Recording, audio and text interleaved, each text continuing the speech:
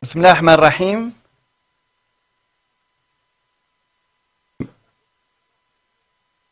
Bonjour mesdames et messieurs les membres du Conseil économique et social, monsieur le secrétaire général. C'est un grand plaisir pour nous de recevoir madame Christine Lagarde, directrice générale du Fonds monétaire international, ainsi que la délégation l'accompagnant au sein du Conseil économique et social et environnemental. Ce conseil, comme vous le savez, est une instance constitutionnelle consultative qui émet des avis à l'intention du gouvernement et des deux chambres du Parlement. C'est surtout un lieu d'échange et de débat de la société civile organisée, puisque nous regroupons à la fois les associations professionnelles et sociales, les syndicats, les experts, les représentants du secteur privé, ainsi que les membres ès-qualité. Et nous sommes d'autant plus honorés que, vu que Madame Lagarde, donc, en tant que directrice générale du Fonds monétaire international, donc, a décidé de bien vouloir, en fait, s'adresser aux membres du Conseil économique et social environnemental marocain pour pouvoir, donc, présenter, les orientations et la vision du Fonds monétaire international quant aux transformations nécessaires au niveau du monde arabe. Donc, au nom de tous nos membres, bienvenue. Madame Lagarde a un beau parcours, durant lequel elle a démontré ses nombreuses qualités, sa détermination et son engagement.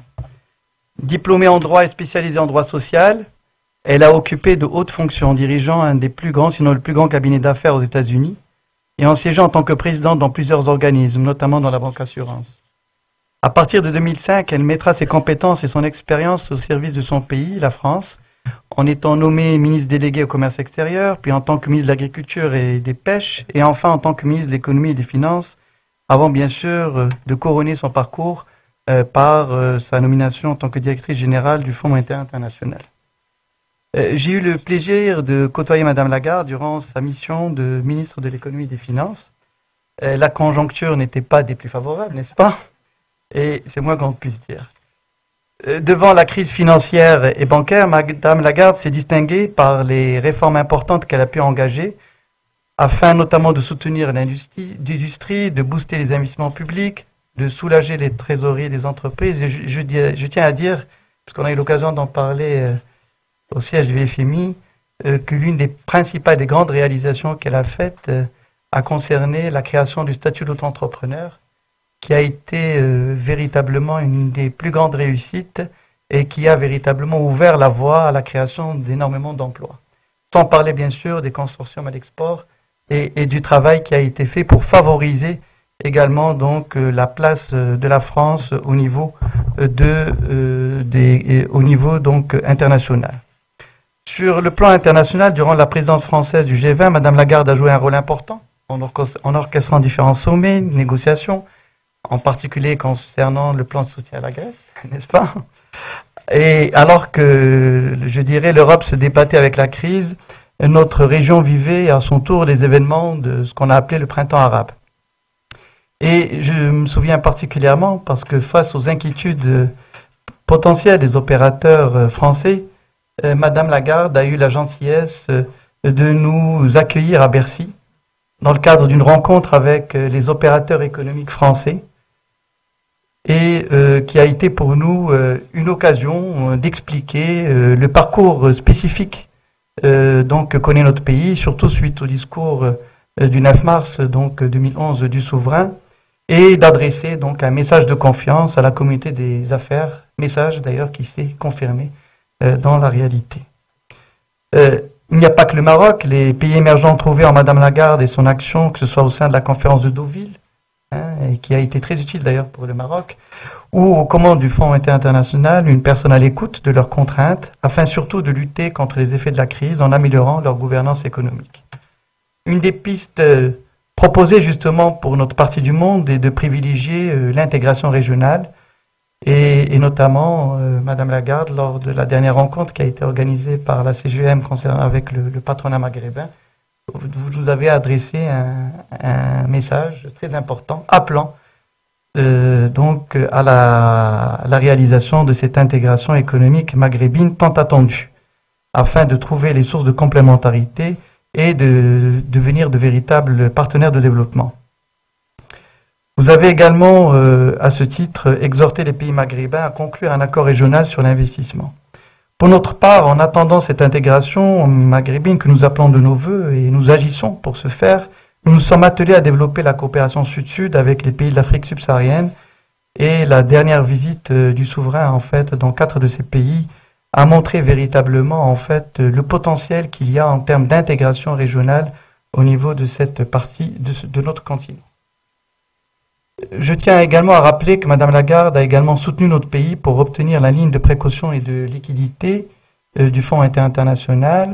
Je tiens à rappeler que le Maroc a été le seul pays à avoir bénéficié de cette ligne de garantie et qui nous a permis de nous financer sur le marché international à moindre coût, ligne, comme vous le savez, qui n'a pas été utilisée, mais qui nous a également, je dirais, permis véritablement de renforcer la souveraineté de l'acte de décision économique au sein de notre pays.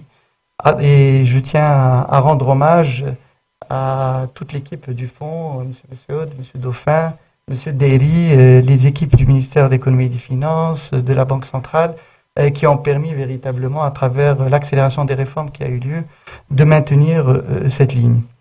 Alors aujourd'hui, Madame Lagarde nous parlera des politiques économiques et des réformes en fait qui devraient être menées dans les pays arabes en transition pour assurer plus de stabilité, davantage de prospérité, une prospérité que nous souhaitons partager pour plus d'emplois, pour un meilleur niveau de vie et également plus de solidarité.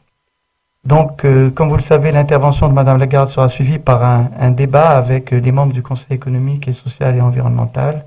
Donc, Madame Lagarde, je vous en prie, à vous la parole.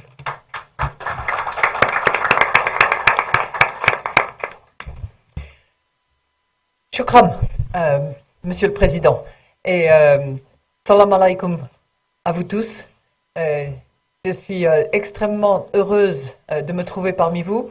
Je vous présente toutes mes excuses pour le léger retard avec lequel nous commençons, mais les réunions se succèdent, l'intensité des débats et la passion qui m'anime et qui anime mes interlocuteurs nous amène parfois à dépasser un tout petit peu. Donc, on va prévenir Monsieur le Gouverneur de la Banque centrale qu'on sera peut-être un tout petit peu en retard nous aussi pour son déjeuner, parce qu'on prendra le temps pour les questions.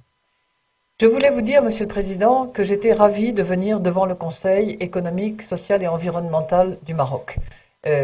Ravi d'abord parce que vous représentez toutes les forces vivantes du Royaume du Maroc, et puis parce que je sais d'expérience, pour être venu devant d'autres conseils économiques, sociaux et environnementaux ailleurs, notamment à Bruxelles, que c'est un moment où on peut dialoguer, où on peut aborder un certain nombre de questions, pas seulement sous un angle macroéconomique, mais avec d'autres éléments que vous apportez avec vos perspectives respectives. Donc merci beaucoup de m'accueillir et de me permettre de prendre la parole devant vous.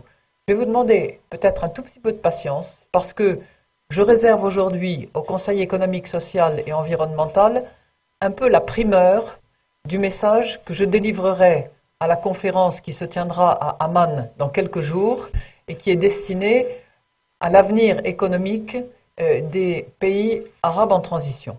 Donc, c'est devant vous et avec vous que je voudrais brosser un peu le paysage de ce que nous, du point de vue du Fonds monétaire international, nous voyons à la fois comme progrès réalisé, comme impératif de construction des nouvelles structures et comme politique à mettre en œuvre à l'avenir. Donc, si vous me sentez un tout petit peu longue, c'est parce que vous avez la primeur de cet exercice. Je ferai mieux la prochaine fois. Alors, notre démarche, elle s'inscrit dans une perspective claire de développement. Il y a 3 ans, un vent de réformes, de grandes aspirations soufflait sur la région et emporté dans un même élan, les peuples revendiquaient à la fois un avenir économique plus radieux, une société plus juste et surtout une vie plus digne. Et je voudrais à cet égard citer 2 auteurs qui souvent m'inspirent. Une que j'ai eu la chance de rencontrer dans votre pays, qui est Fatima Mernissi, qui a dit avec éloquence, je la cite, La dignité, c'est d'avoir un rêve fort qui vous donne une vision, un monde où vous avez une place, où votre participation, si minime soit-elle, va changer quelque chose. Je sais qu'elle est membre de votre conseil, je voudrais la féliciter de cette magnifique. Le deuxième auteur sur le plan du rêve que je cite et qui m'inspire souvent, c'est Faulkner qui a dit « Ayez de grands rêves, qu'ils soient si grands que vous ne les perdiez jamais de vue. » Et je crois que après 3 ans de transition, dans la région en particulier, eh bien ce rêve, il est toujours là. Le rêve existe et il continue d'animer les esprits et il est porteur d'une vision d'avenir. Au-delà du seul cas du Maroc, je voudrais donc évoquer sur le plan régional ce que nous constatons et ce qui nous paraît possible pour donner les couleurs de la réalité à ce rêve qui habite la région. Je voudrais à cet égard aborder 3 thèmes. Le premier thème, c'est celui des progrès économiques accomplis à ce jour dans la région. Le deuxième, c'est le chantier de la prochaine étape de la transition. Et de ce point de vue, je voudrais l'aborder sous l'angle de la construction. Et j'évoquerai avec vous ce qui nous paraît un pilier central, à la fois sur le plan économique et sur le plan sociétal. Sur le plan économique, le nécessaire développement, l'encouragement et le soutien aux petites et moyennes entreprises, y compris les toutes petites entreprises. Et sur le plan sociétal, le nécessaire développement de la classe moyenne, avec comme clé de voûte de cette architecture le rôle de l'État et les questions qu'on peut se poser à l'égard du rôle de l'État et la manière dont il peut être le plus efficace. Ce sera mon deuxième point. Et le troisième angle que je veux également évoquer avec vous, c'est celui des politiques nécessaires pour renforcer ce pilier central que je viens d'évoquer avec vous. Alors, si on regarde d'abord l'état des lieux aujourd'hui, on s'aperçoit que au cours des 3 dernières années de transition difficile, mouvementée dans certains pays, la situation s'est améliorée et l'avenir est plus propice. Que l'on regarde sur le plan de la poussée des exportations, celui de l'augmentation de l'investissement public, les améliorations sont très nettes et elles sont chiffrées. Sur le plan de l'investissement privé, en revanche, on commence à voir une légère amélioration, des frémissements. Ça n'est pas encore un mouvement massif de reprise de l'investissement privé. Des pays comme le Maroc recueillent bien sûr les fruits de leur effort de diversification. Promotion des exportations, promotion de l'investissement public. On le voit notamment dans les secteurs à forte valeur ajoutée, les industries automobiles, aéronautiques et électroniques. Et rien de tout cela ne relève du pur hasard. Durant ces 3 dernières années, les avancées ont été considérables sur le plan économique. Par exemple, je vais citer exprès des exemples ailleurs aussi, la Jordanie, dans des circonstances très difficiles et aggravées par la situation des réfugiés, a néanmoins persévéré dans sa politique de réforme des subventions au secteur énergétique et à la consommation d'énergie fossile, à caractère universel. De la même manière, la Tunisie a entrepris de réformer son système bancaire. Le Maroc a engagé lui aussi des réformes extrêmement importantes, notamment dans le domaine de la réforme du régime des subventions, du ciblage de ces dernières au bénéfice de ceux qui en ont véritablement besoin. Ces progrès sont d'autant plus impressionnants que la conjoncture extérieure, soyons clairs, n'a pas aidé au cours des 3 dernières années. Ces réformes n'ont pas été mises en œuvre dans un climat de prospérité générale où la croissance portait et permettait d'adoucir les conséquences parfois difficiles de ces réformes. Donc les progrès ont été accomplis. Les chiffres commencent à le démontrer. Pour autant, ce sont des progrès qui demeurent fragiles. Les tensions politiques et sécuritaires assombrissent les perspectives de la région. Au-delà de la seule Syrie qui crée des tensions très lourdes à l'égard des pays voisins, dans chacun des pays concernés, la situation interne, politique, sécuritaire est un socle parfois bien fragile. Nous avons aussi un risque extérieur plus lointain qui est celui d'un retournement très fragile encore la conjoncture économique en Europe. Et on le sait bien, la relation en termes d'échange, en termes d'investissement, en termes de financement avec l'Europe demeure encore extrêmement forte. Au bout du compte, de notre point de vue, la stabilité économique et financière demeure un impératif absolu parce que c'est sur la stabilité économique et financière, sur la prévisibilité en la matière, à la fois sur le plan budgétaire et sur le plan monétaire, que se construisent les édifices. Il faut que les fondations de la maison soient solides pour envisager ensuite de la développer. Alors aujourd'hui,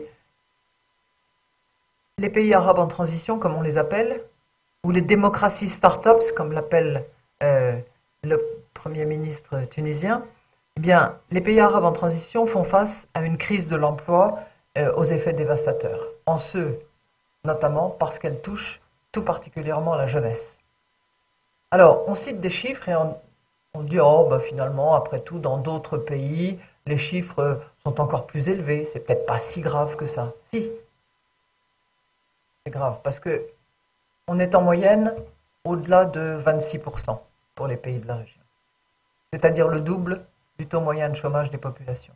Mais c'est particulièrement grave parce que la proportion de jeunes dans la population est évidemment bien plus forte que dans d'autres pays à taux beaucoup plus inquiétants, comme la Grèce, comme l'Espagne et un certain nombre d'autres.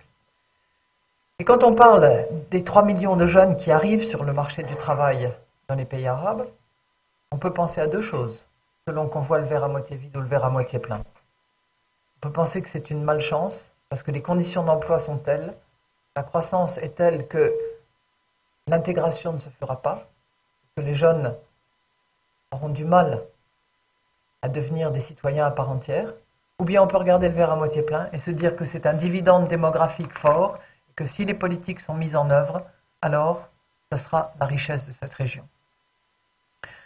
Les défis pour la prochaine étape du développement tel que nous la voyons sont clairs. Il faut créer une économie prospère, dynamique et prévisible, porteuse de débouchés pour tous, afin de créer les emplois nécessaires pour répondre aux aspirations de cette nouvelle génération. La tâche est ardue et par rapport à une croissance moyenne dans la région qui est de l'ordre de 3%, il faut évidemment arriver à doubler ce chiffre. Le Maroc est au-delà des 3%, mais de manière... Vous m'entendez bien? Bon, alors ça va. Donc il faut doubler ce chiffre de croissance et dans des délais rapides. Alors comment relever ce défi et comment est-ce que les promesses de la transition pourront être tenues? Je vous ai parlé tout à l'heure du pilier central qui doit être impérativement renforcé. Et ce pilier central, il a deux couleurs.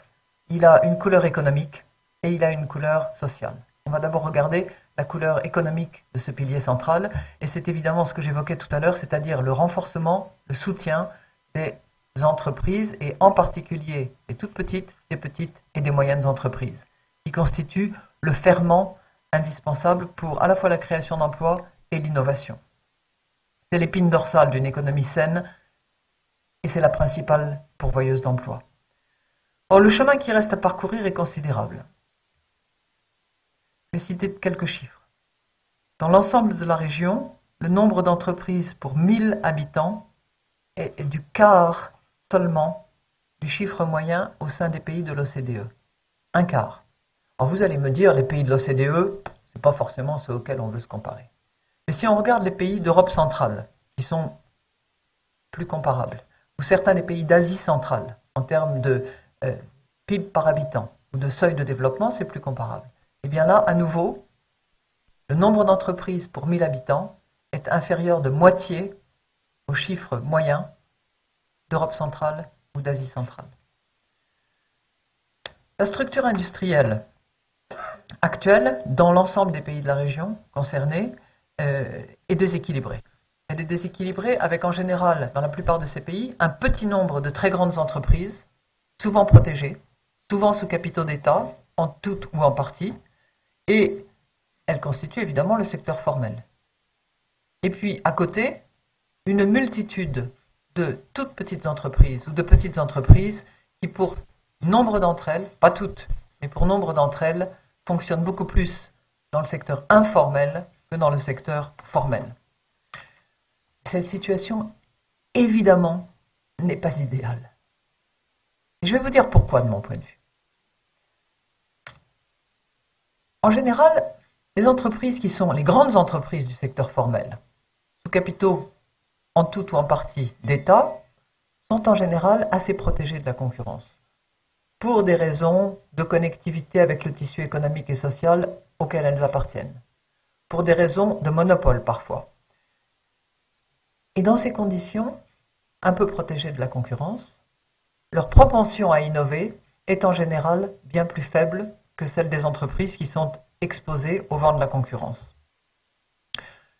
N'étant pas forcément très innovatrices dans ces conditions, eh bien, elles ne sont pas non plus des championnes de l'exportation, sauf dans les circonstances où elles disposent d'une rente géographique ou géologique, ce qui est le cas parfois. Et puis, à l'autre extrême du vecteur, eh bien, on trouve une constellation de petites entreprises avec un taux d'informalité sur lequel nous débattons. Soyons clairs. Mais si on prend les deux extrêmes au sein de la région, on est quelque part entre 17 et un peu plus de 30% d'informalité. Alors ça procure des avantages, l'informalité. On est à l'abri. On paie un peu moins de charges, un peu moins de taxes.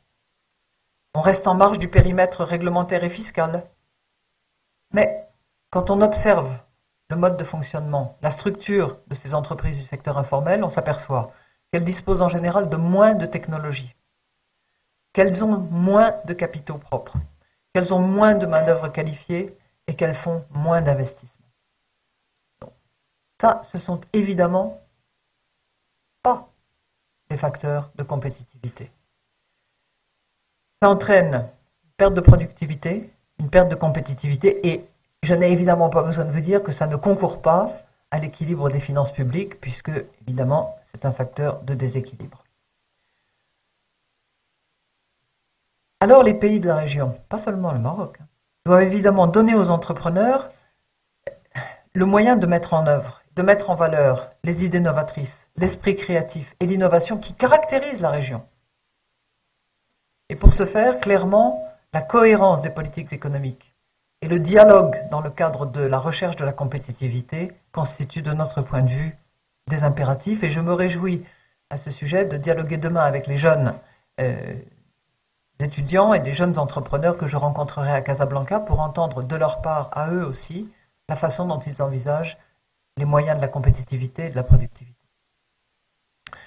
Donc, sur le pilier aux couleurs de l'économie, très clairement, il doit être renforcé et il doit passer par le vecteur de dialogue impératif de compétitivité qui doit être à l'écoute des préoccupations des entrepreneurs et en même temps contribuer au renforcement du cadrage macroéconomique constitutif de stabilité et de prévisibilité. Deuxième couleur du pilier que j'évoquais à l'instant sont les couleurs sociétales. Et j'entends par là le renforcement de la classe moyenne. Ce n'est pas une idée très neuve. Là, je voudrais citer Aristote, le grand Aristote, qui disait déjà des États bien administrés, ce sont ceux où la classe moyenne est la plus nombreuse. Et dit-il, je le cite, « Partout où la classe moyenne est nombreuse, les risques de sédition et de dissension sont moindres. » Alors, je cite Aristote d'abord parce que j'aime beaucoup Aristote, que je le respecte pour son sens de l'équilibre dans un certain nombre de domaines, mais aussi parce que ce sont les philosophes du monde arabe, les grands philosophes du monde arabe, qui au moment où l'Europe commençait à plonger dans les ténèbres, eh bien, ont véhiculé les idées d'Aristote. Je pense notamment au grand Ibn Rushd, qui a des racines ancestrales profondes au Maroc et qui a été le vecteur de la diffusion de la pensée d'Aristote.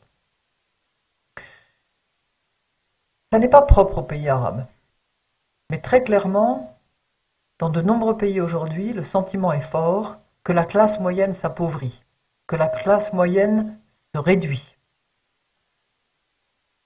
Ce sentiment anime bien souvent les soulèvements populaires et n'a probablement pas été étranger aux soulèvements qui ont affecté les pays arabes.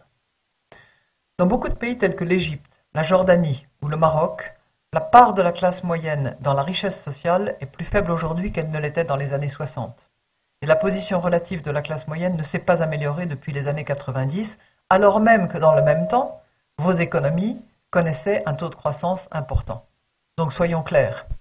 Ça signifie quoi? Ça signifie que la richesse créée pendant ces années-là n'a pas été distribuée, notamment au bénéfice des classes moyennes, et qu'elle a souvent été capturée en laissant beaucoup trop de personnes sur le côté de la route. Et l'expérience internationale nous enseigne une chose très simple, c'est que une classe moyenne est indispensable pour propulser l'économie, pour soutenir la consommation et pour investir dans l'avenir.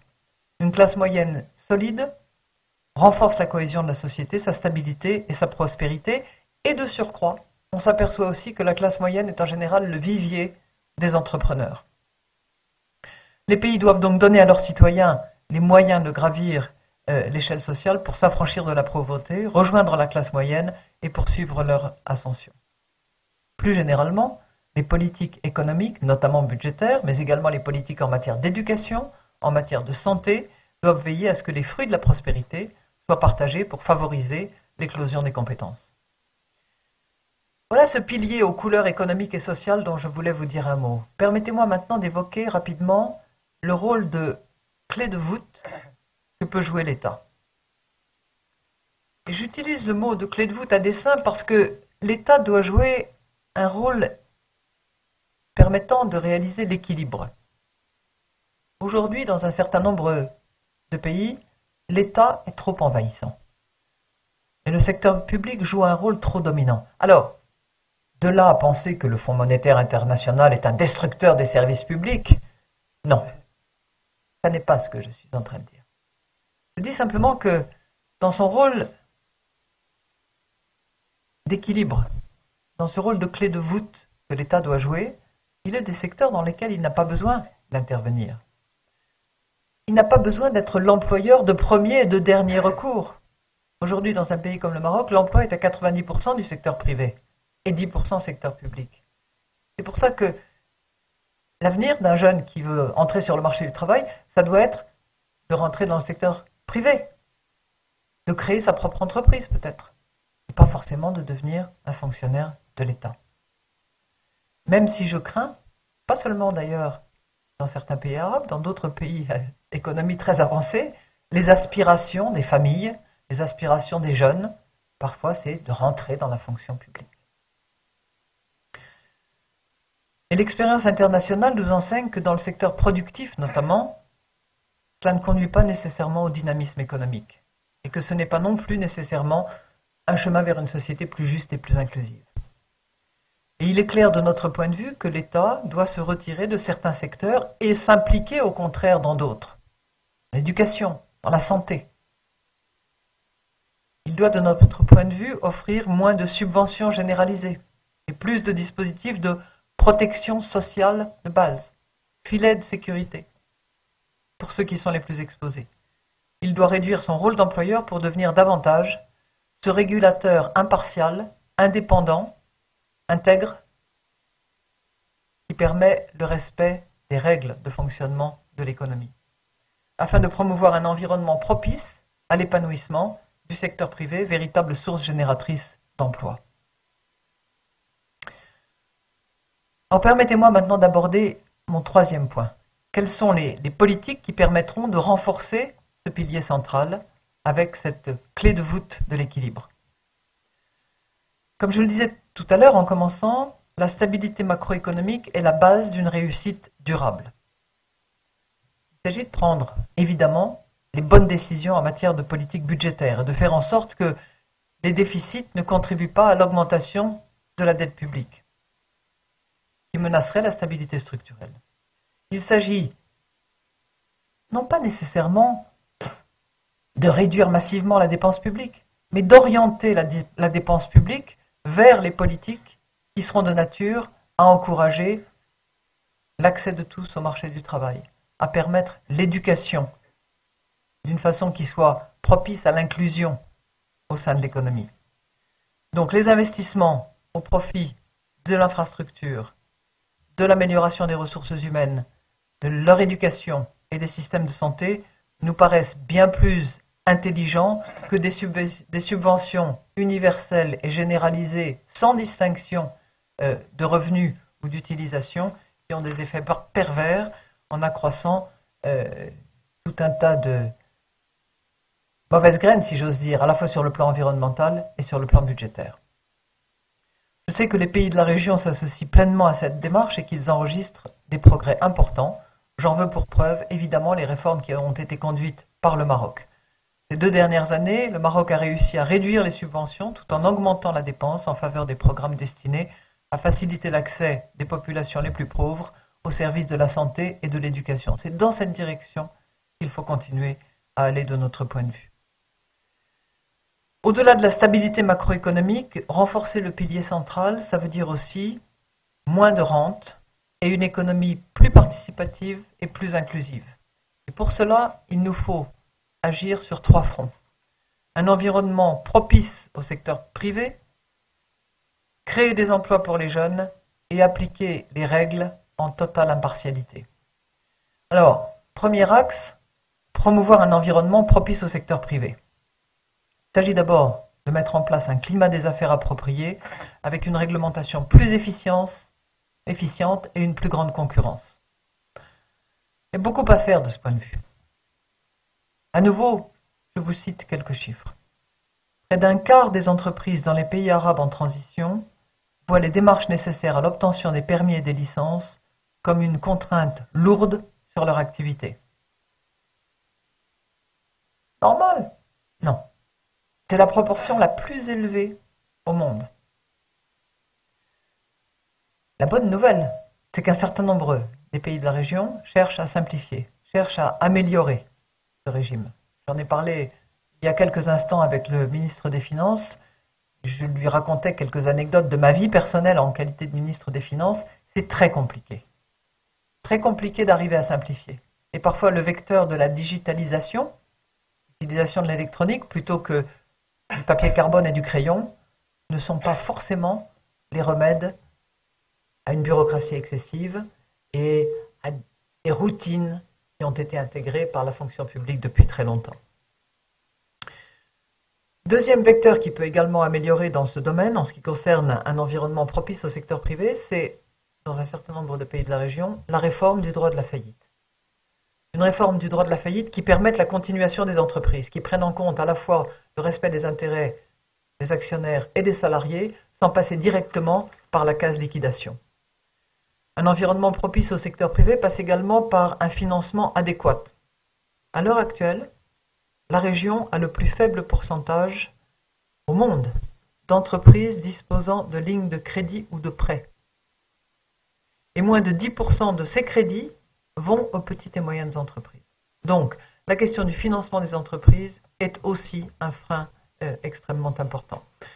Enfin, deux autres caractéristiques qui sont propices également à l'amélioration du climat des affaires, c'est d'une part le renforcement des investissements dans l'infrastructure, qu'il s'agisse d'infrastructures portuaires, aéroportuaires, routières, autoroutières, ferroviaires ou dans les télécommunications. Et deuxième aspect, tout ce qui concerne les barrières tarifaires et non tarifaires, notamment en intra-régional, et là vous l'avez indiqué, Monsieur le Président, c'est une de mes marottes depuis longtemps et je continuerai, nonobstant, et j'irai prêcher la bonne parole ailleurs aussi, c'est le fait de développer absolument l'intégration régionale. Donc, une réglementation adéquate, plus et mieux de financement, à la fois sur le plan bancaire et sur le plan des marchés. La poursuite des investissements dans les infrastructures et de meilleurs échanges facilités par l'élimination graduelle et rapide des barrières tarifaires et non tarifaires permettrait de mieux libérer le dynamisme du secteur privé. Deuxième axe, la création d'emplois pour les jeunes. Et là, ça commence évidemment par l'éducation. Il faut doter impérativement les jeunes de la région des compétences qui vont leur servir, c'est-à-dire des compétences qui vont leur permettre de s'intégrer dans le tissu des entreprises, qui vont leur permettre de créer leurs propres entreprises aussi. Il y a des indices régionaux qui vont dans le très bon sens. Le taux d'alphabétisation, globalement en hausse. L'écart entre les jeunes filles et les jeunes garçons commence à diminuer, Inch'Allah. Et de ce point de vue, il faut le dire et le reconnaître, la région sert de modèle. Quand on regarde les objectifs du millénium qui avaient été fixés au niveau des Nations Unies, la région a fait de grands progrès. Mais il faut aller plus au fond des questions. Et pas simplement, c'est ce que feront d'ailleurs les prochains objectifs qui sont actuellement discutés au sein des Nations Unies, c'est aller dans le qualitatif, pas seulement se borner à atteindre le 100% dans tel ou tel domaine, mais vérifier si les jeunes vont à l'école, est-ce qu'ils apprennent quelque chose?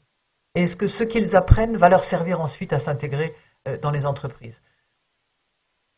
Quand vous posez la question autour de vous, et c'est peut-être votre sentiment à vous, très généralement, le frein à l'embauche que l'on entend, c'est l'inadéquation des compétences. Certes, ils ont appris des choses pour certains d'entre eux, mais ce n'est pas utilisable en l'état.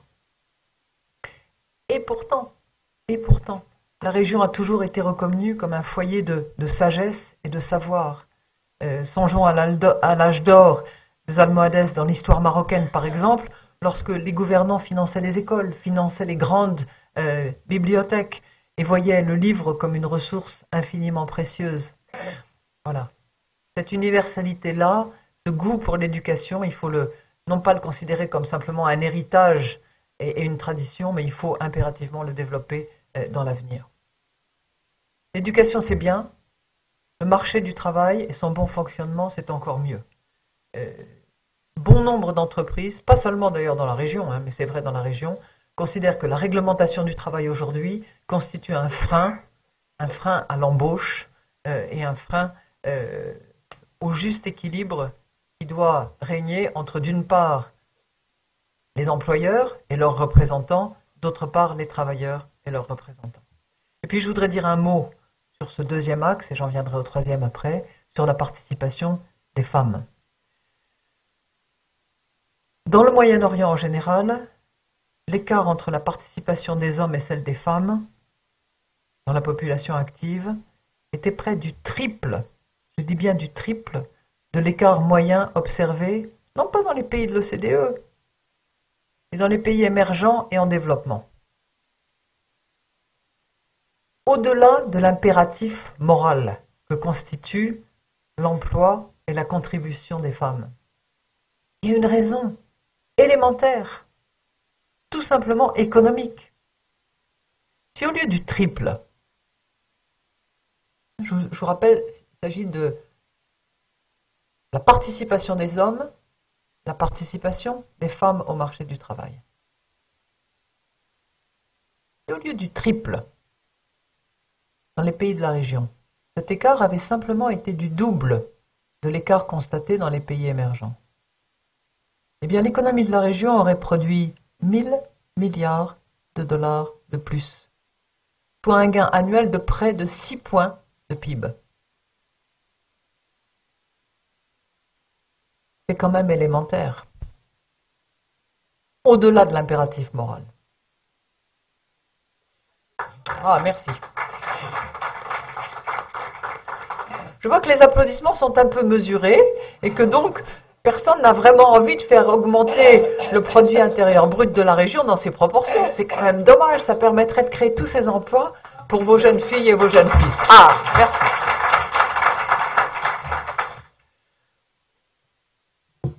Et donc, il me paraît bien que dans ces conditions, la participation des femmes puisse être encouragée.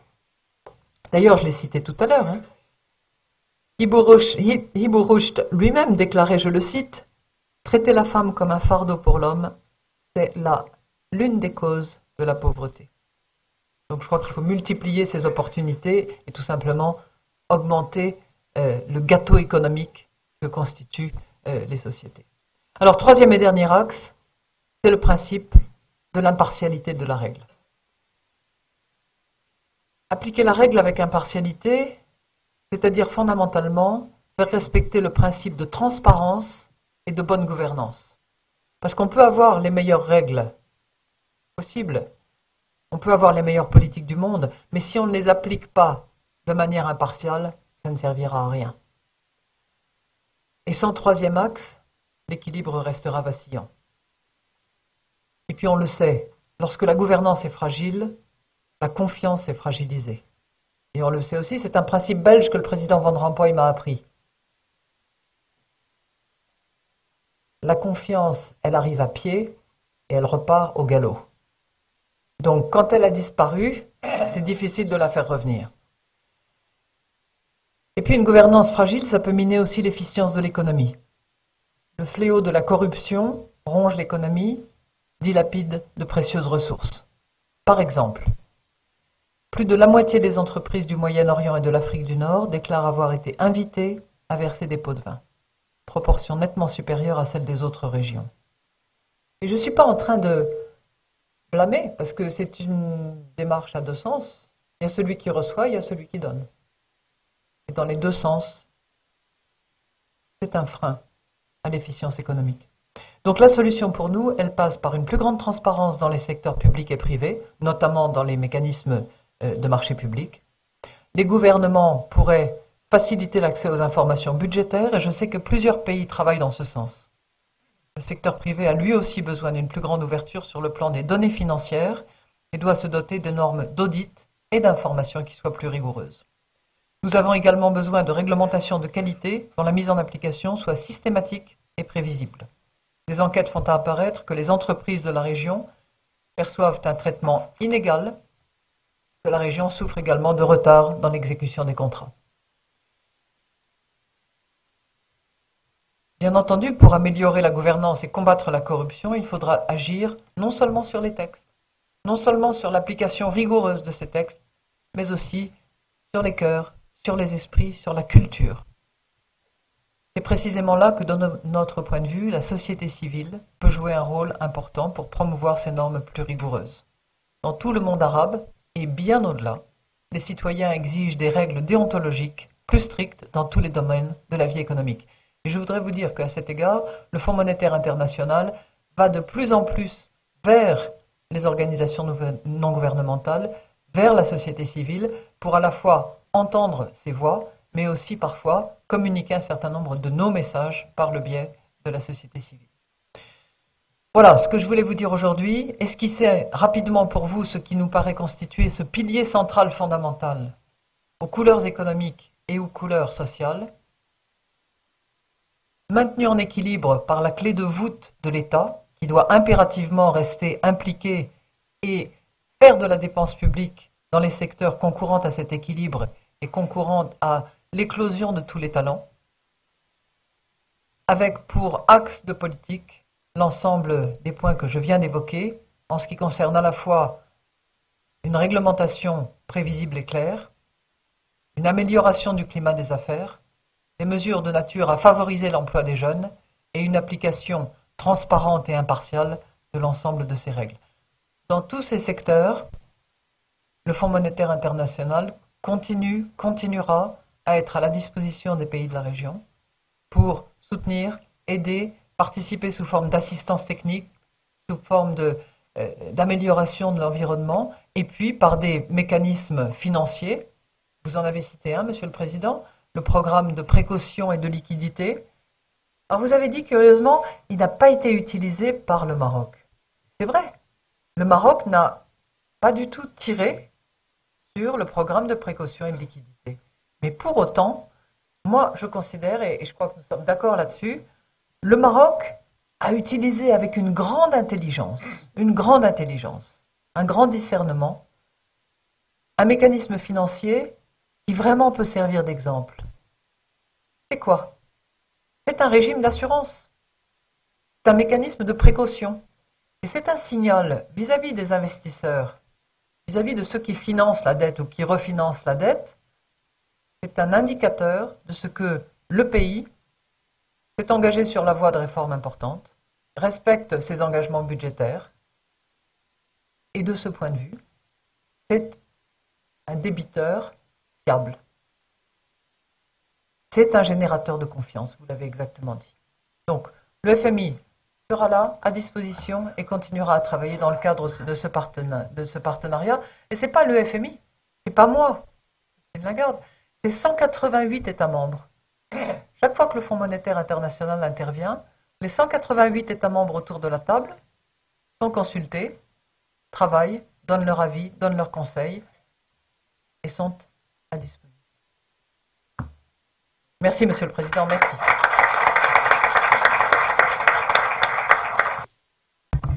Donc, merci beaucoup, Madame Lagarde, de nous avoir donné la primeur, en fait, de ce qui sera présenté à Amman. Également pour, je dirais, d'avoir mis l'accent sur ce pilier central.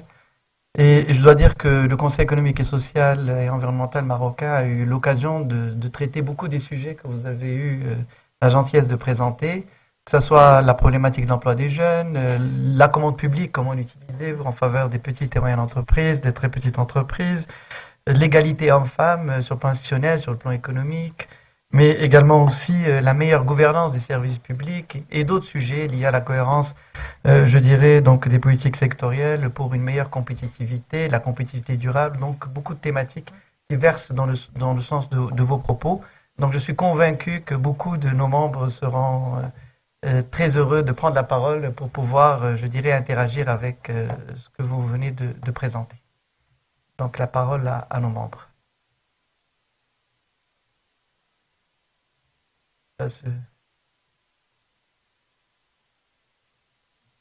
Donc, Sami El-Ghorfi.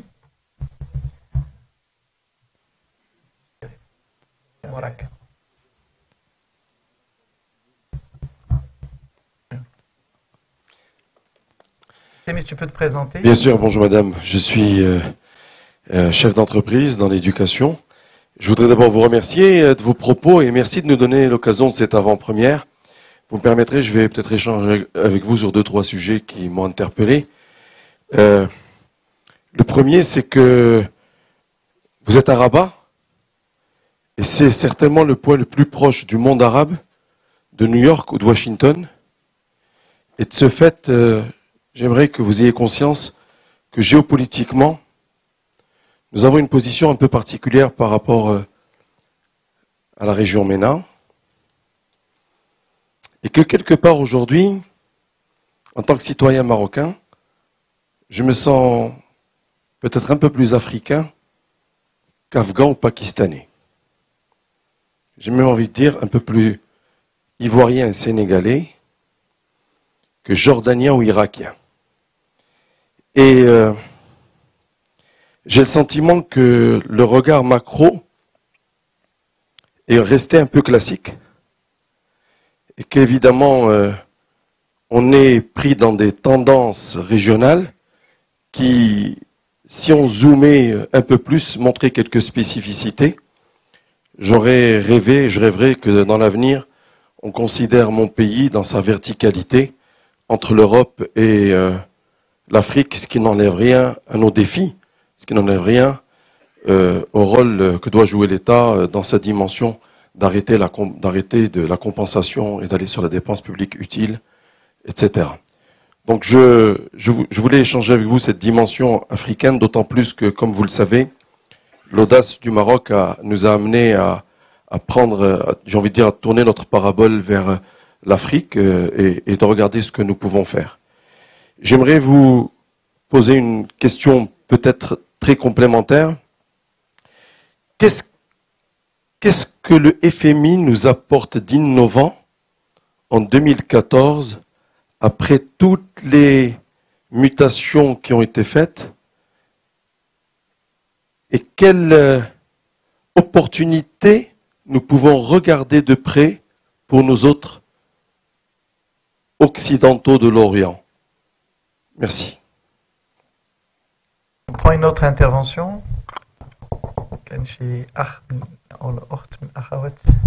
Oui. Bonjour, Amin Berada, industrie agroalimentaire. Madame Lagarde, dans le cadre des préconisations que vous avez faites, quel levier pour relancer l'industrie, le secteur qui fait partie du secteur productif, dans le cadre justement dans la situation macroéconomique du Maroc? Et notamment, quand on sait par exemple que le SMIC a été relevé de 10%, dans un contexte macroéconomique comme vous le savez aujourd'hui.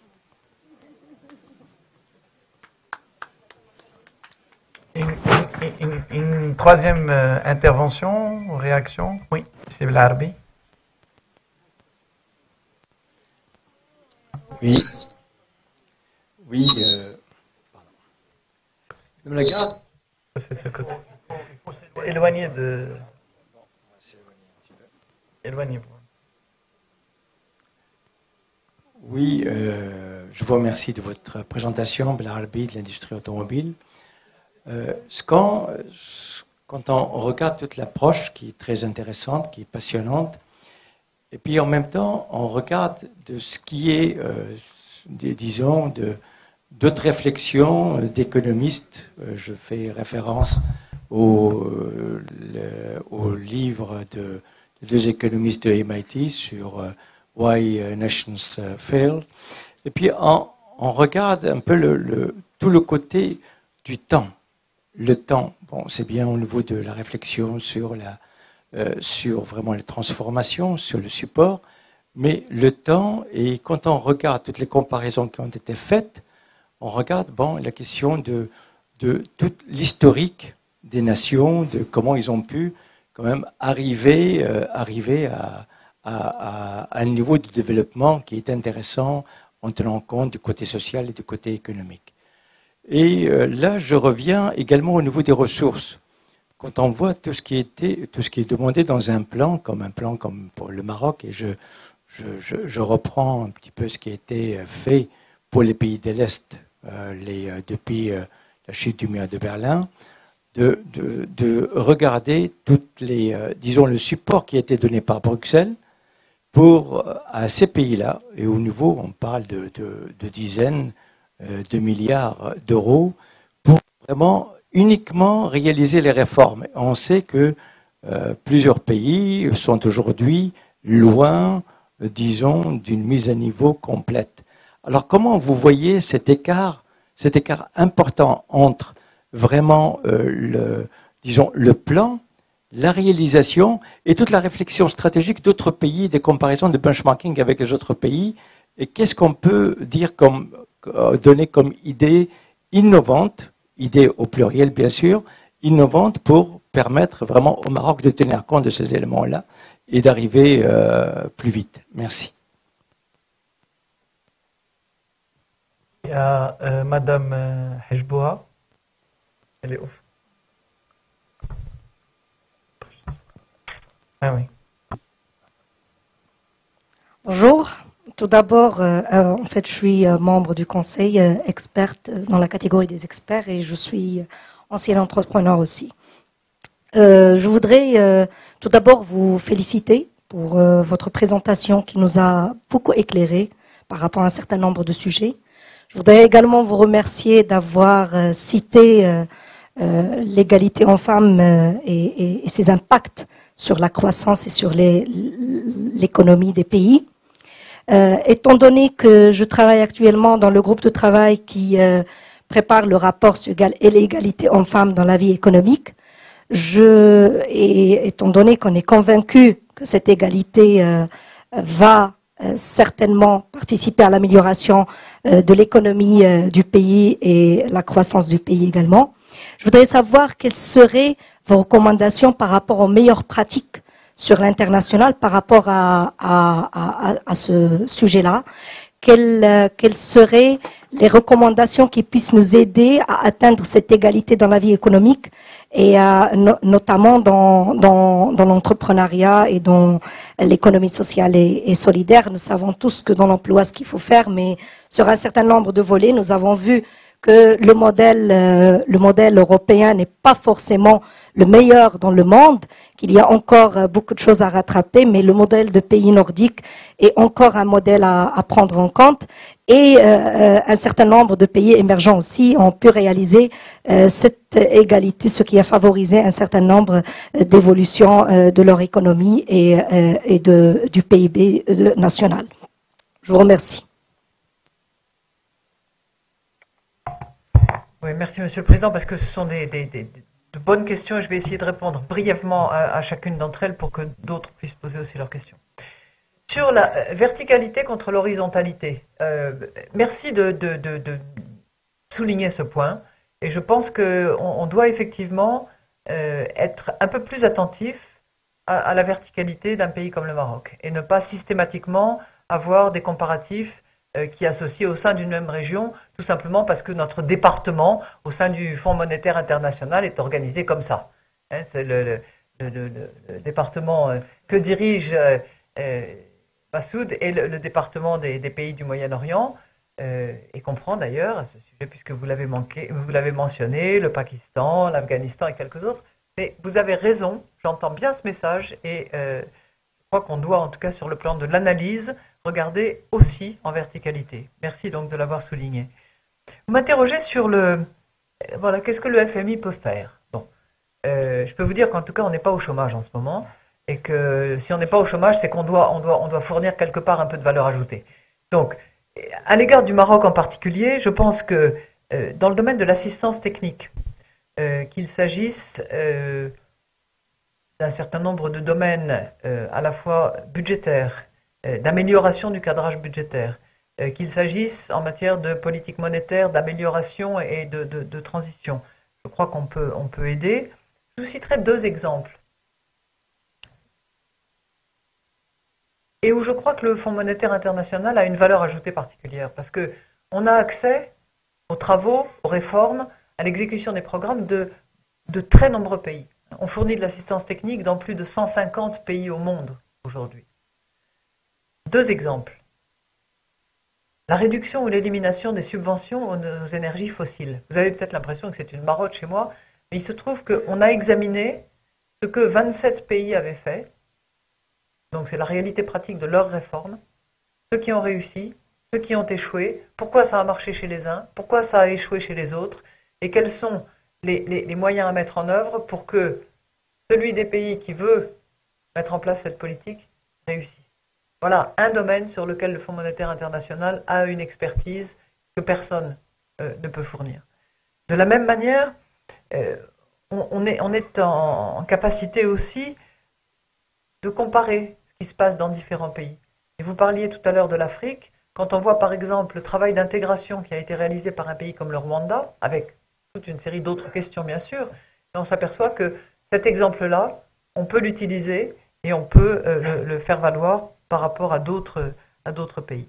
Sur la relance de l'industrie, ce n'est pas notre domaine d'expertise particulièrement, mais je crois que les réponses sont souvent assez simples et puis après leur développement et leur mise en œuvre sont bien plus compliquées. C'est évidemment toujours la question de l'avantage compétitif, de la valeur ajoutée dégagée, donc des facteurs de compétitivité qui sont dégagés, à la fois sur le plan de la main-d'œuvre, de son coût, de sa productivité, de son éducation, de son adaptabilité, c'est l'accès aux capitaux financiers. Et puis c'est un phénomène qu'on a observé quand même de plus en plus et qu'on constate dans l'examen d'un certain nombre de pays, y compris des économies avancées, c'est l'intégration dans une chaîne de valeur. Parce qu'on s'aperçoit aujourd'hui, quelles que soient les circonstances géopolitiques, que les chaînes de valeur de constitution des produits, notamment des produits sophistiqués, couvrent, quelque part entre 7 et 30 pays différents. Donc l'intégration dans une chaîne de valeur, quand on regarde par exemple le modèle de développement allemand et les pays de périphérie, on s'aperçoit qu'il y a là une véritable chaîne de valeur qui est constituée et qui oblige à réfléchir de manière régionale. L'innovation, bien évidemment, constituant un facteur déterminant et un accélérateur. Je ne suis pas sûr d'avoir tout à fait compris votre question sur l'écart entre le plan, les objectifs et la réalisation, notamment eu égard au financement européen. Mais moi, par la formation et par la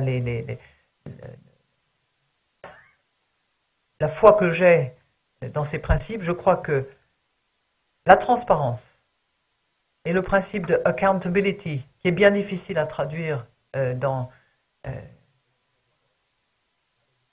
Oui, mais ça c'est un peu réducteur, la reddition des comptes, parce que vous n'êtes pas seulement dans le domaine des comptes, ça va un peu au-delà, c'est vraiment un concept très large à ce moment-là de reddition des comptes, parce que c'est à la fois les objectifs qui avaient été poursuivis, le traitement comptable, c'est très vaste. Hein. Enfin, admettons que ce soit ça, mais en tout cas, ces 2 principes-là me paraissent déterminants pour permettre de valider l'écart le plus réduit possible entre les objectifs du plan et la réalisation.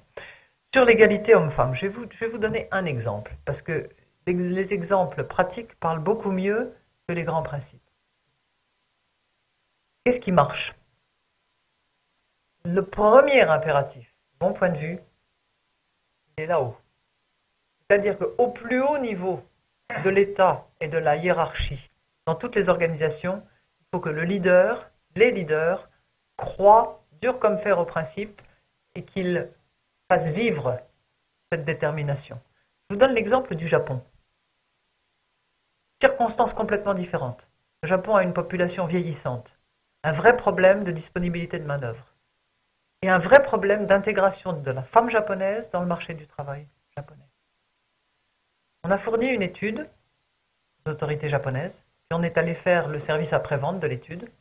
Aujourd'hui, le Premier ministre Abe, qui se trouvait à l'OCDE il y a quelques jours, qui était à Davos en janvier dernier, place publiquement dans son programme de développement l'intégration des femmes sur le marché du travail japonais.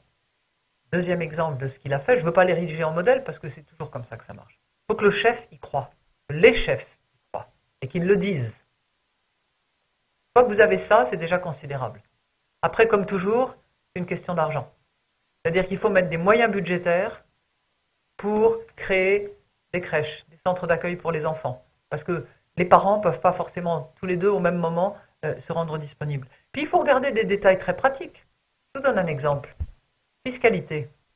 Lorsque vous avez une fiscalité sur le revenu, qui est déterminée sur la base du foyer fiscal, vous pouvez être à peu près certain qu'au taux marginal supérieur, c'est le deuxième salaire qui subit la plus forte fiscalité et qui par conséquent est marginalement le moins utile.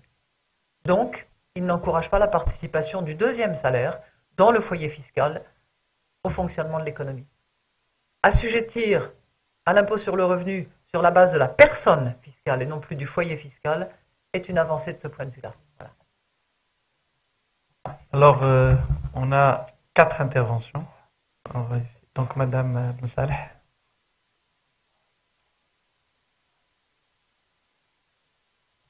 Ça va être difficile. Allez, come on.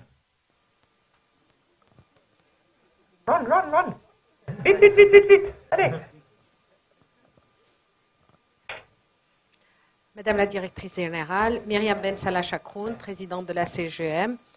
Juste pour information, nous représentons 95% de nos membres sont des PME, donc juste pour planter le décor. Et j'ai 3 questions très rapidement, si vous voulez bien. La première, qu'est-ce que vous préconisez dans le cadre du package pour pouvoir, disons, pas éradiquer, bien évidemment non, mais migrer de l'informel vers le formel, et pas l'inverse. Deuxièmement, vous m'entendez? Oui. Deuxièmement, le Maroc s'est beaucoup ouvert avec des accords de libre-échange. Dans ce cadre-là, dans une économie émergente, avec un tissu productif qui n'est pas encore si productif que ça, et encore pas si efficient que ça, quelles sont les mesures, justement, non pas de sauvegarde, bien évidemment, parce que ce serait à l'opposition de notre ouverture, mais quelles sont les mesures en général qui sont préconisées à nos gouvernements pour pouvoir accompagner cette ouverture. Et troisièmement, le partenariat public-privé pour qu'il joue, disons, un rôle plus effectif, plus proactif dans le cadre donc des avancées, des réformes et de la dynamique économique et sociale. Et je vous remercie.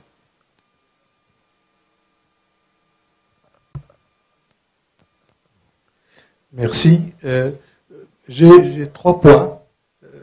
Mohamed Hourani, membre du Conseil économique et social, président d'une société de technologie, ancien président de la CGM.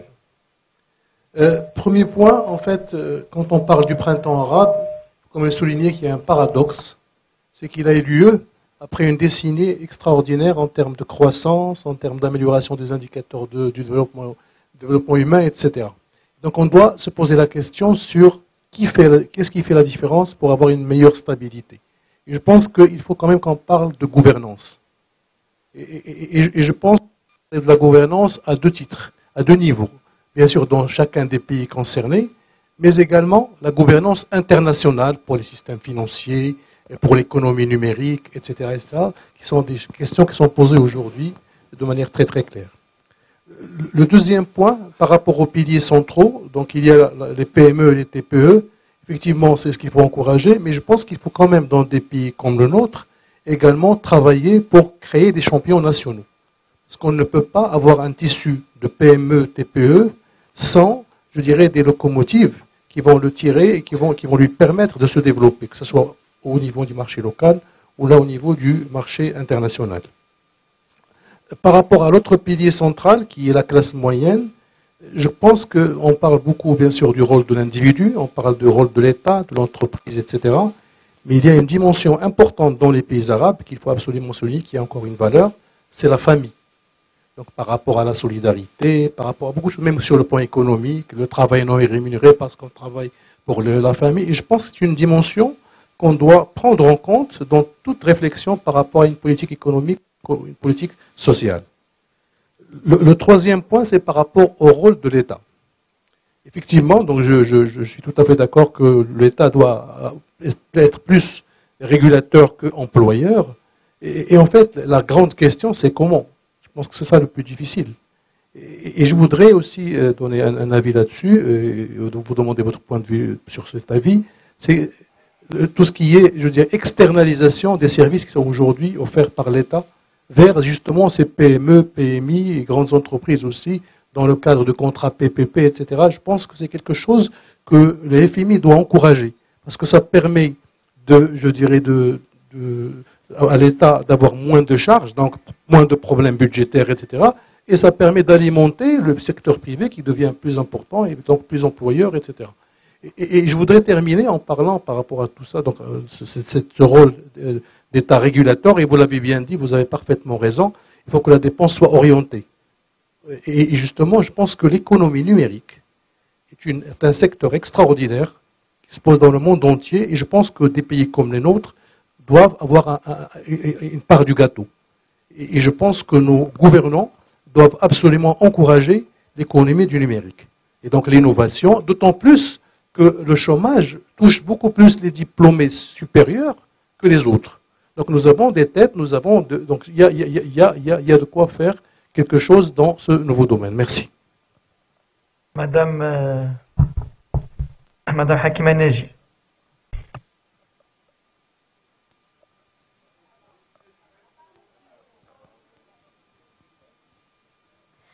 شكرا سيد الرئيس.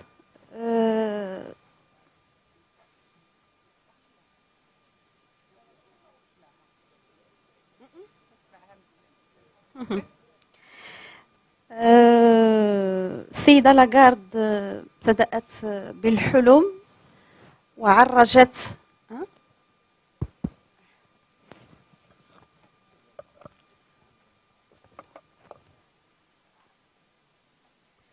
حكيمة ناجي فئة المجتمع المدني. قلت السيدة لاغارد ابتدأت بالحلم وعرجت على عقلانية أرسطو وابن رشد لتنهي الكلمة بالثقة. هذا كله لنجد ذلك التوازن الذي قد نقول أصبح مستحيلا بين النمو الاقتصادي والنمو الاجتماعي. هناك مفهوم أساسي بدا لي أنه كان لابد أن يكون في المداخلة، ونحن نبحث عن تلك القاطرة التي ستجر النمو المجتمعي، وهو كيف نعمل على تقليص الفوارق الاجتماعية. صحيح ركزت السيدة لاغارد على الطبقة الوسطى كمحرك للمجتمع وبالتالي للاقتصاد، ولكن وعي الناس اليوم أصبح حادا فيما يتعلق بالفوارق. صحيح الطبقة الوسطى مهمة للغاية، ولكن أيضا العمل على تقليص الفوارق الاجتماعية مهم للغاية. وهنا أريد أن أطرح سؤال: إلى أي حد أن نوصي بإلغاء صندوق المقاصة في مجموعة من بلدان العالم الثالث ستؤدي فعلا إلى بالاستهداف الاجتماعي إلى تقليص هذه الفوارق الاجتماعية. نقطة ثانية وهي أنه إذا كان الاقتصاد يتحاور عالميا فالعمل النقابي والاجتماعي يتحاور محليا، وهو ما ينتج فعلا علاقة قوة مفارقة للغاية، يعطي قوة الاقتصاد ويعطي ضعف بالمقابل على مستوى العمل الاجتماعي على المستوى القطري. صندوق النقد الدولي ويعتني بطبيعة الحال بالاقتصادي ولكن أيضا بالاجتماعي. أي دور يمكن أن تقوم بهذه المؤسسة؟ صحيح هناك مؤسسات دولية في هذا الجانب، ولكن هذا ما نلاحظه في الواقع اليومي. بالنسبة للعنوان الذي نراه بناء المستقبل، الشغل، النمو والإنصاف، نلاحظ أننا ننتج أدبا ولغة كثيرة حول الاقتصاد، ولكن بالمقابل ننتج فقط بلاغة على المستوى الاجتماعي، فقط بلاغة. لأنه عندما نجد في المغرب مثلا أزيد من 6 ملايين تحت عتبة الفقر، كل هذه البرامج، الدعم الجوانب الصحية والتربوية، يبقى الفئات الهشة دائما هي الخاسرة في هذه العملية. هناك مجموعة من المفاهيم. مفهوم الإنصاف، مفهوم الإنصاف هذا فيه ألا تجب مراجعته، لأن فلسفته أو الخلفية السياسية التاوية وراءه هي أن هناك من ينتج وهناك من لا يستحق إلا بعض الأعمال الخيرية كاستهداف مثلا. ولذلك ما هو دور أيضا صندوق النقد الدولي في إبداع، لأن هذا النظام الذي هو نظام اقتصاد السوق ولا ينتج إلا وسوف ينتج البطالة وسيظل ينتج المقصيين من المجتمع. وش صندوق النقد الدولي يعمل على فتح ورشة نقاش لتجاوز هذا الباراديغم الاقتصادي الذي يستنزف البشر، يستنزف الطبيعة وينتج خيرات لأقلية ويقصي أغلبية المواطنين. إذن أي دور لصندوق النقد الدولي؟ وشكرا. كلمة النقابة، إذا نعطي الكلمة للسي سامي ومن بعد السي بيمول. Khalil Ben Sami, la catégorie des syndicalistes. De toute façon, j'aimerais bien évoquer, Madame la directrice générale, elle a évoqué les piliers. Bon, je crois qu'il y a des piliers plus fondamentaux et des piliers, des axes très importants. Et même, je crois que ce sont des piliers centraux.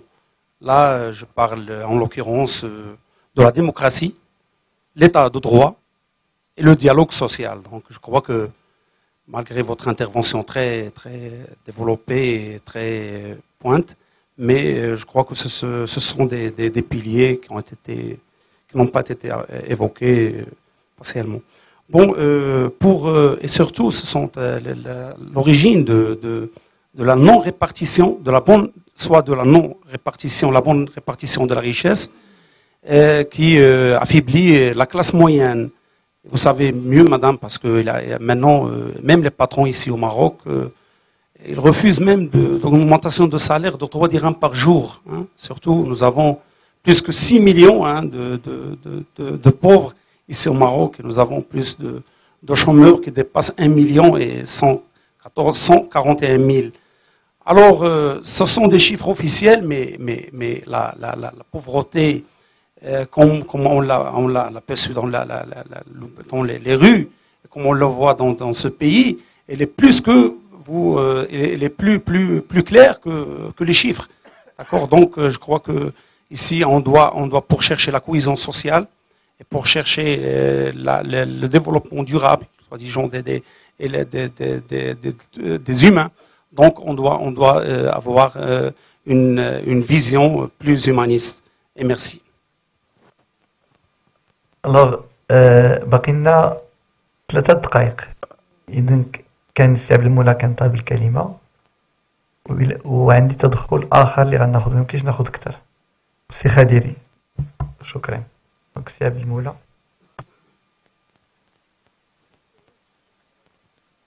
Merci, Monsieur le Président. Merci, Madame Lagarde. Faites court, s'il vous plaît. Oui, oui, très court. Parce que Madame Lagarde, Madame la Directrice Générale, a parlé du soutien des PME, petites et moyennes entreprises, du rôle de l'État, du renforcement de la classe moyenne. Moi, ma question, elle est précise. Est-ce qu'à la FMI, il y a un plan de soutien et de développement de l'économie sociale et solidaire? Et je veux dire par ça les mutuelles, les coopératives, les associations et les fondations. Et merci. Kalima Khadiri, Akhir Moutdakhel, donc le dernier intervenant, Khadiri, qui est président de la commission sociale. Merci, Monsieur le Président. Merci, Madame Lagarde, de cet exposé qui nous a montré un peu le plan de votre organisation par rapport à notre région. Moi, j'appartiens à la société civile et je dois dire qu'au Maroc, nous avons une société civile très active qui représente une richesse importante. Et ma question, justement, par rapport à la société civile, est est-ce que le Fonds monétaire international compte mettre en place comme programme pour renforcer, justement, le rôle de la société civile qui est un pilier, hein, on doit dire, de développement par rapport notamment à tout ce qui est de l'économie sociale ou solidaire qui se positionne de plus en plus comme un élément important dans le développement. Et merci. Bien, donc la parole à Madame Lagarde. Merci, Monsieur le Président, et merci de vos questions qui viennent d'horizons bien entendu différents, parce qu'on regarde chacun le monde de là où on est et des impératifs que l'on doit s'attacher au fur et à mesure. Sur la migration de l'informel vers le formel, il y a deux approches, hein. Il y a l'approche incitative et il y a l'approche punitive. Moi, je crois plus fondamentalement aux vertus de l'approche incitative, mais qui ne doit pas se suffire à elle toute seule, malheureusement. Il faut aussi qu'il y ait un peu de punitif. Mais l'incitatif me paraît plus efficace. Et de ce point de vue, toutes les mesures qui visent à simplifier, réduire un certain nombre des lignes de charge ou des lignes de coûts qui sont constitutives des obstacles principaux à l'économie formelle, il faut les regarder. Alors, quand je dis ça, je suis bien consciente du risque que ça comporte, parce que qui dit baisse d'un taux de taxe à la valeur ajoutée, par exemple, ou diminution de certains seuils d'impôt sur les sociétés, ou régime d'exonération pour des petites entreprises, tout ça, c'est considéré par les administrations financières, budgétaires, comme étant une perte sèche. Et c'est très difficile d'arriver à les faire travailler sur du prospectif. C'est-à-dire que si vous les élargissez une base, même si vous avez un peu baissé le taux, ben vous arrivez à vous y retrouver quand même. Mais ça, c'est difficile à calculer. Parce que l'élargissement de la base, il est optionnel, probable, mais jamais certain. La réduction du taux par rapport à une base connue, facile à calculer. On la retrouve dans le modèle tout de suite. Donc ça relève des décisions politiques courageuses et c'est fondé, de mon point de vue, sur un vrai partenariat et un vrai dialogue entre les représentants du secteur privé et les autorités qui fixent les règles et qui permettent donc par l'effet de seuil ou par l'effet de taux de favoriser l'accès au secteur formel. On peut utiliser d'autres moyens, hein, l'accès à des financements par exemple, qui est souvent... Il faut regarder dans le secteur formel ce qui ne fonctionne pas et se dire comment est-ce qu'on peut améliorer l'accès au financement, l'amélioration des technologies, un certain nombre de programmes disponibles, la formation notamment, pour inciter l'informel vers le formel. Bon, sur les accords de libre-échange, moi je suis convaincu de leur efficience, à condition qu'ils aient été bien négociés. Ça, je ne dis pas ça en ayant un regard critique, hein, mais je crois que c'est fondamental d'avoir un accord fair, pas comment on dit, un accord équilibré, voilà, heureusement que vous êtes là parce que je retrouve mes moyens là, grâce à vous. Donc un accord équilibré. Et puis ensuite, je crois qu'il y a le levier du taux de change. Il ne faut pas négliger, parce que quand vous êtes dans un accord de libre-échange à taux de change fixe, vous avez un levier de compétitivité qui n'est pas là. Voilà, j'en dis pas plus, et c'est un peu un point de vue personnel que je vous donne, c'est pas forcément la doctrine générale. Sur l'utilisation des partenariats publics-privés, moi je pense que c'est une des formes de réponse, notamment au désengagement de l'État par rapport à certains secteurs d'activité dans lesquels il n'est pas forcément le plus efficace, à la fois sur le plan de la réalisation et sur le plan financier. Ceci étant, on ne peut pas non plus dire que les PPP soient la panacée absolue dans tous les domaines. Il y a des secteurs d'activité où l'utilisation des PPP n'a pas été un succès, mais je pense que c'est néanmoins un vecteur à privilégier dans le cadre non pas du démantèlement de l'État, mais de la réalisation de services qui ne sont pas forcément des services publics, des services industriels et commerciaux dans lesquels l'État s'est inséré au fil du temps, ou bien un autre moyen de réaliser une mission d'intérêt général ou d'intérêt public de manière partenariale entre le public et le privé, et en sachant bien que le facteur sur lequel on joue, la variable d'ajustement qui crée cette nécessité ou cette utilité du PPP, c'est le facteur temps. Et où l'impératif de rentabilité de court terme du secteur privé vient se marier utilement avec la capacité d'investissement de long terme de l'État. Gouvernance, facteur de croissance forte, je suis complètement d'accord avec vous. Et je pense que la gouvernance va au-delà, c'est-à-dire que vous l'avez constaté, il y a eu croissance forte dans des régimes où la gouvernance n'était pas idéale, et dans ces conditions-là, ce n'était pas forcément une croissance durable, pas au sens environnemental, mais au sens pérennial.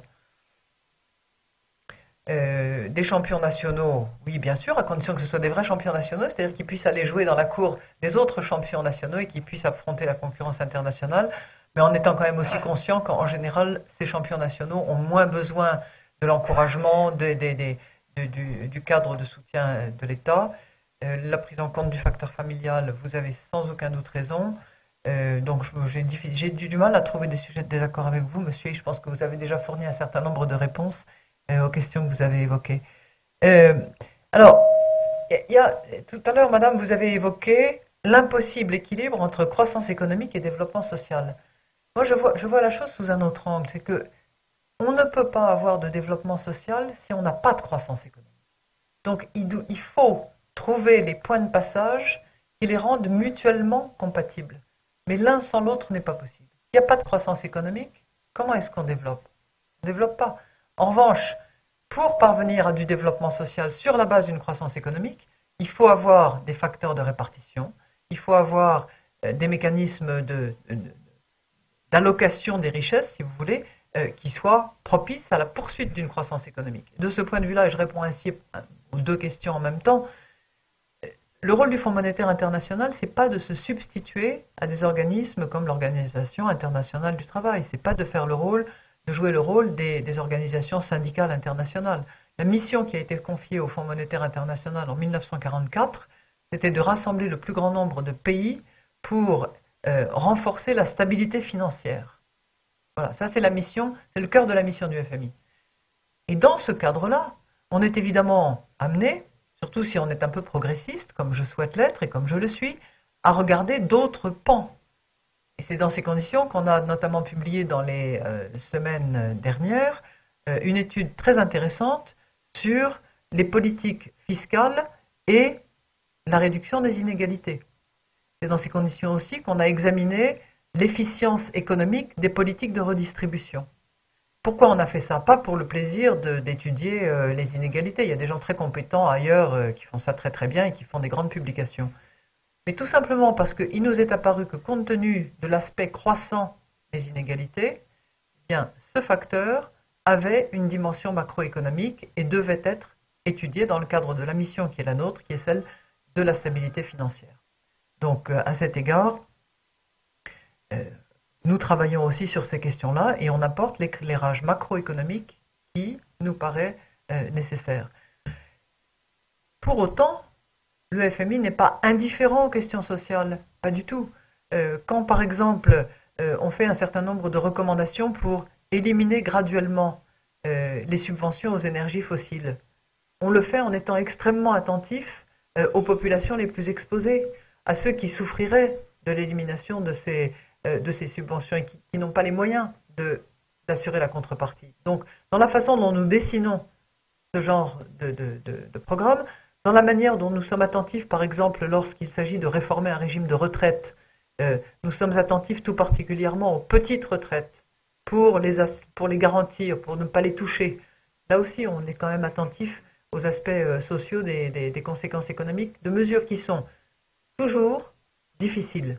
Parce que quand le Fonds monétaire international est appelé à agir, c'est parce que la situation est compliquée, que les mesures politiques n'ont pas été prises en temps utile pour arriver à remédier au déséquilibre et souvent à la fermeture des marchés financiers pour le financement de l'économie d'un pays.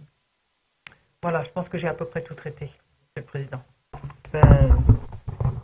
En votre nom à tous, je tiens à remercier Madame Christine Lagarde, d'abord pour la qualité de son exposé, mais aussi sa disponibilité à répondre donc aux interventions, aux interrogations, mais également au point de vue des membres du Conseil. Je tiens à m'excuser auprès des autres membres du Conseil qui voulaient prendre la parole, mais le temps imparti était celui-là. Et je tiens à dire que, en fait, nous sommes particulièrement heureux de constater que le Maroc, en fait, sous l'impulsion du souverain, est en train d'accélérer les réformes dans le sens, en fait, d'avoir un développement équilibré, un développement soutenu et un développement durable. Merci encore.